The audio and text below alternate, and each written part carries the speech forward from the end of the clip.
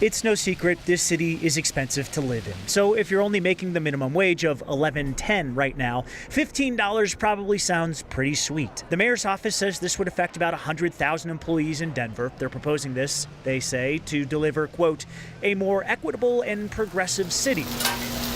That progress may not feel like progress to some restaurant owners, though. This is just making it that much harder. Who, according to CEO of the Colorado Restaurant Association, operate on 3 to 6% profit margins. Restaurants are doing a number of things just to try to stay in business, frankly.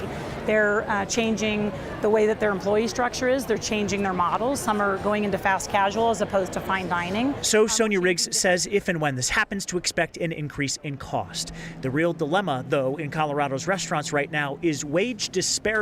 The wide gap between what the front of house, servers and bartenders, and the back of house, cooks and dishwashers, make. Anytime we see a minimum wage increase, that gap widens. So Riggs says most kitchen staff already make $15 an hour, so they'd get nothing.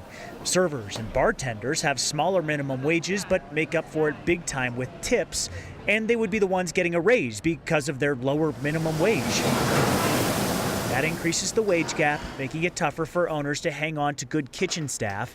Riggs hopes that if and when this goes down, that the city listens up on how to implement. A gradual increase is much easier for any small business to swallow than a very quick increase. In Denver, Ryan Harrer, 9 News.